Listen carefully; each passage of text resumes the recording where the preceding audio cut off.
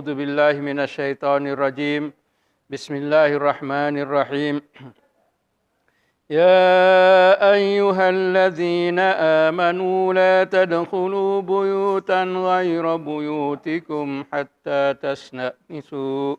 حتى تستأنسوا وتسلموا على أهلها ذلكم خير لكم لعلكم تذكرون فإن لم تجدوا فيها أحدا فلا تدخلوها حتى يؤذن لكم وإن قيل لكم ارجعوا فارجعوا هو أزكى لكم والله بما تعملون عليم صدق الله العظيم.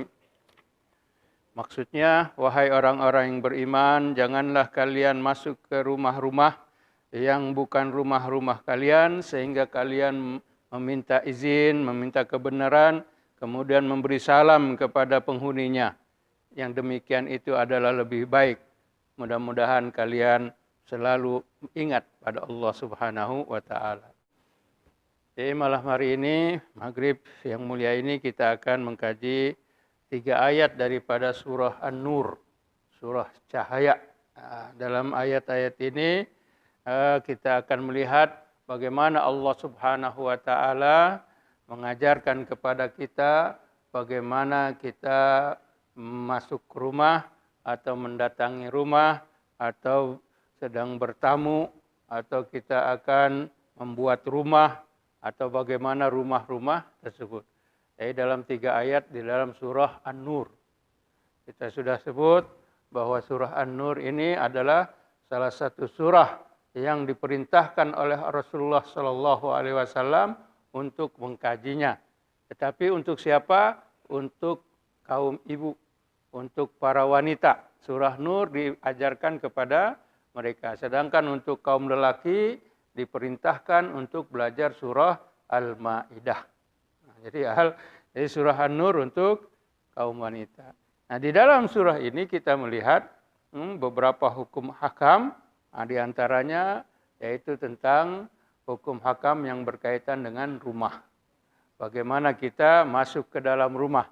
Apa yang perlu kita lakukan ketika kita masuk ke dalam rumah? Rumah itu terbagi bagaimana? Ada yang didiami dan ada juga yang tidak didiami. Nah, ini semuanya ada di 3 ayat ini, ayat 27 sampai ayat 29 daripada surah An-Nur. Baik, kalau kita lihat, kita tanya, bila sejarah rumah itu ada? Bila pertama sekali rumah ada di muka bumi ini? Kalau kita tahu, Nabi Adam alaihissalam diturunkan oleh Allah dari langit. Kemudian ketika di bumi, apa yang dilakukan? Apakah dia membina rumah, membangun rumah, atau dia tidak? Tidak membangun rumah, tahu-tahu sudah ada rumah di muka bumi. Karena kalau kita lihat dalam Al-Quran, rumah yang pertama sekali dibangun, yang rumah sekali yang dibangun, maknanya di sini ada rumah. Hanya rumahnya bukan rumah manusia, bukan rumah jin, dan juga bukan rumah malaikat. Tapi rumah siapa? Rumah Allah.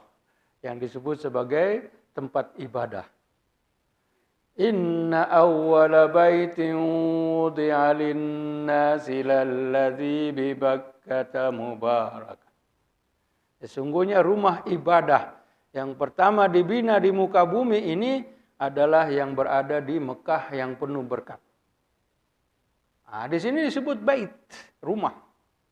Bahasa Arab, rumah itu adalah bait. Baitnya nih. Kalau bahasa kita bait syair, bait syair. Kalau di sana adalah rumah yang tersebut. Jadi rumah yang pertama disebutkan di dalam Al-Quran, tetapi rumah ibadah adalah yang berada di Mekah, yaitu Ka'bah. Inna awwala baitin wudi'a linnas.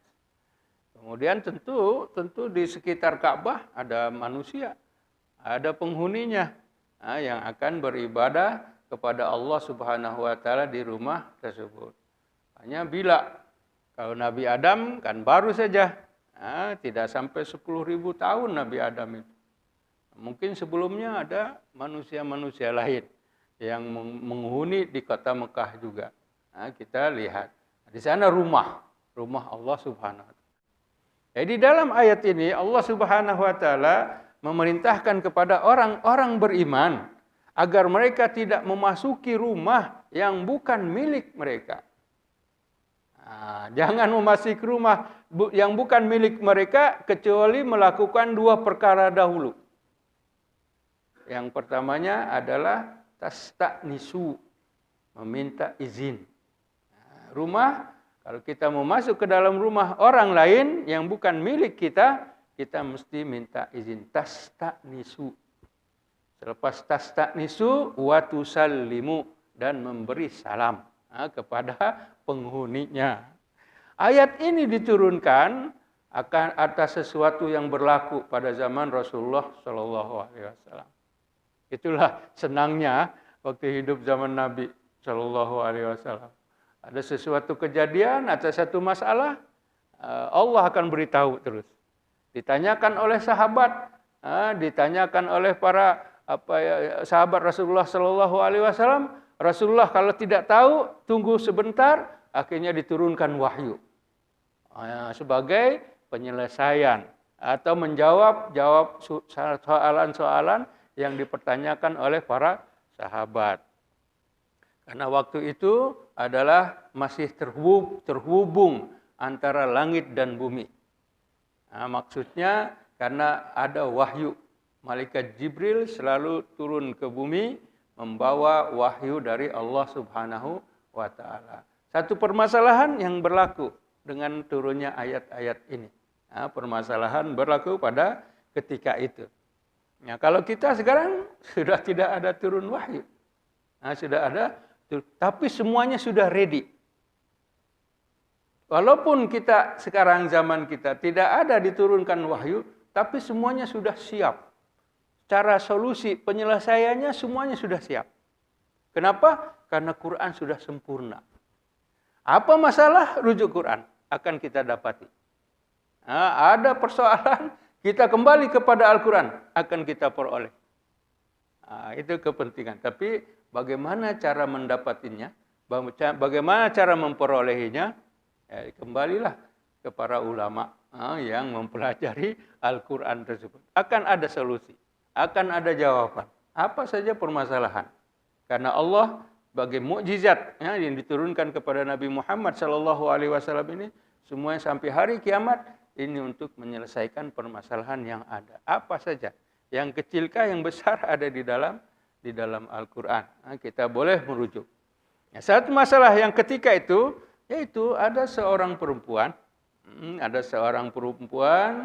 Dia bersama keluarganya. Kemudian dia mempunyai masalah di rumahnya tersebut, akhirnya datang kepada Rasulullah Shallallahu Alaihi Wasallam. Wahai Rasulullah, ketika aku berada di bilik aku, maknanya kata perempuan tersebut, saya tidak mau dimasuki oleh sesiapapun, anakkah atau suamikah atau ayahkah, saya sedang tidak mau dimasuki rumah atau di biliknya tersebut. Tapi sekarang apa yang terjadi, saya sedang berada di bilik, saya sedang ada di kamar, akhirnya ayah saya masuk, saudara-saudara lelaki saya masuk, anak-anak lelaki saya masuk, dalam keadaan saya berada di bilik. Padahal saya tidak mau mereka melihat saya dalam keadaan seperti begitu. Seperti apa sajalah, seorang perempuan berada di bilik. Jadi bagaimana? Jadi masalahnya dia tidak mau dilihat oleh siapa saja di biliknya tersebut. Nah, tidak lama sesudah itu turunlah ayat ini. Ya ayyuhalladzina amanu, wahai orang-orang yang beriman, la tadkhulu buyutan ghairu buyutikum. Janganlah kalian masuk ke rumah selain daripada rumah kalian. Nah, rumah di sini ada macam-macam rumah kan, bait. Di antaranya adalah bilik, yaitu kamar yang berada di rumah. Jadi walaupun di kamar, di bilik, di rumah tersebut, ketika kita mau masuk ke rumahnya, ke bilik tersebut, kita mesti meminta izin. Nah, perempuan itu seperti gitu kan. Dia aduannya seperti gitu. Saya ada di bilik, orang tua saya masuk, saudara lelaki saya masuk, anak saya masuk, sedangkan saya tidak mau dilihat oleh mereka dalam keadaan saya di bilik tersebut. Turun ayat ini. La tadkhulu buyutan. Begitu juga kisah Sayyidina Umar. Nah, Sayyidina Umar lain lagi. Suatu hari Rasulullah Shallallahu Alaihi Wasallam memerintahkan seseorang untuk berjumpa dengan Sayyidina Umar. Berjumpa dengan Sayyidina. Kata Rasulullah, panggil Umar ke sini. Panggil Umar untuk berjumpa dengan Rasulullah Shallallahu Alaihi Wasallam. Akhirnya utusan Rasulullah tersebut pergi ke rumah Sayyidina Umar. Sampai Sayyidina Umar berada di rumahnya, yang mana sebetulnya dia tidak mau dilihat ada orang lain. Tapi orang ini karena kebiasaan, sudah kebiasaan zamannya waktu itu, kalau masuk ke rumah, ke tempat, masuk saja. Tidak perlu ada izin, meminta kebenaran atau apa. Tidak perlu mengucap salam, tidak. Masuk saja orang ini. Akhirnya sampai Sayyidina Umar marah. Sayyidina Umar marah. Dan selepas marah tersebut, Sayyidina Umar datang untuk menyahut panggilan seruan Rasulullah Shallallahu Alaihi Wasallam. Akhirnya Sayyidina Umar, Rasulullah ini masalah besar ini. Utusan Rasulullah diutus untuk berjumpa dengan saya, memanggil saya, sedangkan saya ketika itu sebetulnya tidak mau dilihat atau dimasuki oleh orang-orang, tapi karena ini adalah utusan Rasulullah Shallallahu Alaihi Wasallam, mau tidak mau, akhirnya saya menerimanya sebegitu dan saya datang sekarang. Semoga Allah menurunkan ada hukum hakam berkaitan dengannya. Turunlah ayat ini. Wahai orang-orang beriman, janganlah kamu masuk ke rumah selain daripada rumah kamu, kecuali dengan meminta izin dan mengucapkan salam.